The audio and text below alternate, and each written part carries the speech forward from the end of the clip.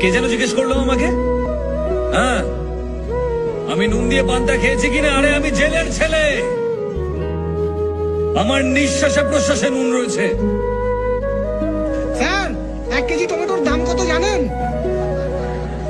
বলুন তো, লবণ কত করে কিলো? নুন দিয়ে পান্তা ভাত খেয়েছেন?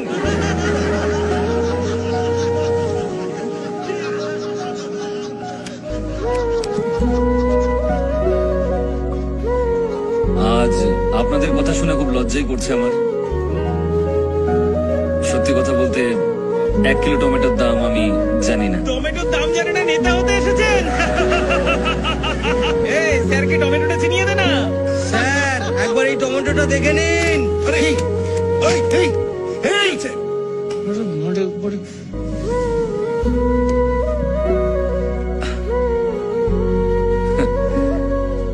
কিন্তু আমি আপনাদেরকে এই টমেটো নিয়ে একটা ক্রাইম স্টোরি শোনাতে পারি। বিশ্বের মাত্র 7টা দেশে টমেটো চাষ হলেও সব দেশেই টমেটো সস খাওয়া হয়। আমাদের দেশে চাষ করা টমেটোর ডিমান্ড সারা বিশ্ব জুড়ে রয়েছে।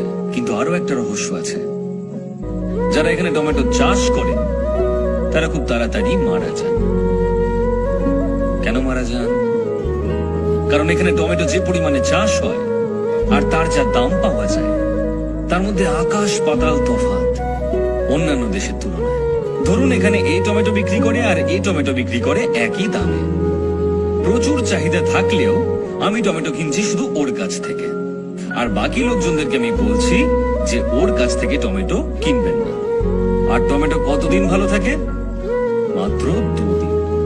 আমি কিন্তু জানি না কার টমেটো আগে নষ্ট হবে, কিন্তু দুজন বিক্রেতাই সবসময় ভয়ে থাকবে। তখন আমি সেই সস কোম্পানিকে সমস্ত টমেটো বিক্রি করে দেব প্রচুর পরিমাণ লাভ রেখে, যেটা আমি কম দামে কিনেছিলাম। আমি শুধু এর কাছ থেকে কম দামে কিনে নিলাম, আর অন্য টমেটো বিক্রেতার সমস্ত টমেটো নষ্ট হয়ে গেল। পৃথিবীর সমস্ত দেশে লোকজন টমেটো সস দিয়ে খাবার আনন্দ করে খান, কিন্তু আমার দেশের টমেটো বিক্রেতা না খেতে পেয়ে মারা যান।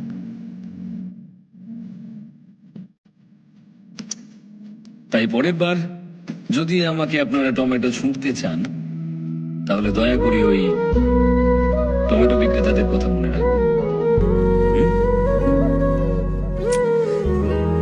কি হলো? আপনারা সবাই চুপ কেন? কারোর কিছু বলার থাকলে বলতে পারেন। স্যার, আমার একটা প্রশ্ন আছে। হ্যাঁ, বলুন না। আমরা কেউ এখানে ভোট দেওয়ার সময় যাই না, জানি যে ওটা জালি ভোট হয়ে যাবে, কিন্তু আপনি একটা ভোটের জন্য এত কিছু কেন করছেন? আপনি তো 49P সম্পর্কে সবকিছুই জানেন। ভোটের রেজাল্ট বন্ধ করে দিলেন, কোম্পানি থেকে পদত্যাগও করলেন, এসব কি স্যার? আপনারা আসল কারণটা জানতে চান? রামেশ্বরমে আমার বাড়ি। দারিদ্র্যের মধ্যে একটা ছোট্ট সাধারণ পরিবারে আমি বড় হয়েছিলাম, যার আশেপাশে প্রচুর জেলে পরিবার বসবাস করত। মাছ ধরে জেলেরা সবসময় বেঁচে ফিরত না, আর মৃত জেলেদের পরিবার তিলে তিলে অনাহারে মারা যেত। অভাব এতটাই বেশি ছিল। তারপর একটা ইলেকশন আসে। ইলেকশনের সময় সমস্ত ক্যান্ডিডেটরা আমাদের কাছে আসেন। ভোটের দিন অনেকে সমুদ্রে চলে যান, আমিও তাদের সঙ্গে গিয়েছিলাম। আমরা যখন সমুদ্রে, সেই সময় নির্বাচন হয়। আমাদের নির্বাচিত ব্যক্তিরা কিন্তু 5 বছর শক্তিশালী হলেও আমরা প্রত্যেকটা মানুষ একদিন ভীষণ শক্তিশালী। যারা যারা ভুল বুঝে সেই সময় সমুদ্রে গিয়েছিল, তারা সবাই ফিরে আসার চেষ্টা করে। আর সেদিন নির্বাচনকে কেন্দ্র করে আমাদের এলাকায় একটা দাঙ্গা তৈরি হয়। আর সেই